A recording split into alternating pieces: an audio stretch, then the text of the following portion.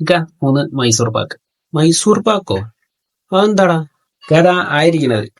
ഇത് അങ്ങനെ പറയ്. പണ്ടാരെ ഇതിന്റെ പേര് മാറ്റിട്ട് ആകെ കൊഴഞ്ഞിക്കണേ, അതാണ്. പേര് മാറ്റി? അതൊന്നും അതിപ്പോ ഈ ഇടയിൽ മാറ്റിയല്ലോ. എന്നിട്ടിപ്പോ എന്താ പേര്? മഷ്റൂ ശ്രീ. മൻസൂർ ശ്രീയോ? മൻസൂറും മുജീബൊന്നും അല്ല മോയന്റെ.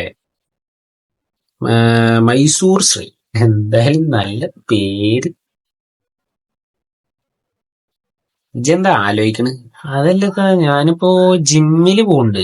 ഇനിയിപ്പോ ജിമ്മില് പോണതും മൈസൂർ പാക്കും മൈസൂർ ശ്രീയും തമ്മില് എന്താ ബന്ധം? അതല്ല ഇപ്പൊ ഈ സിക്സ് പാക്ക് ഒക്കെ വന്നാലിപ്പോ എന്താ വിളിക്കുക? ഏ ആ അതൊരു ഗൗരവമുള്ള വിഷയമാണല്ലോ. ഇപ്പൊ സിക്സ് പാക്ക് വന്നാല് സിസ്രി ഒന്നും പറയണ്ടല്ലോ. സിസ്ലിയാ? സിസ്ലി അല്ലടാ, അമ്മണിക്കുട്ടി. ഞാൻ പൈസ എന്നിട്ട് പോവാൻ നോക്ക്. അത് എത്ര റുപ്യായി? 3 15 റുപ്യായി. ഇതാ 20 റുപ്യുണ്ട്. എന്നിട്ടാ ബാക്കി 5. അല്ലെങ്കിൽ 2 കൂടി എടുത്താളി. എന്നായിക്കോട്ടെ. എടാ നിക്കേ, ഒരു 5 റുപ്യ തരാണ്ടല്ലോ. എന്നാ തന്നോളി. എല്ലടാ ഇങ്ങോട്ട് തരാണ്ടേ. അതെങ്ങനെയാ നിക്ക?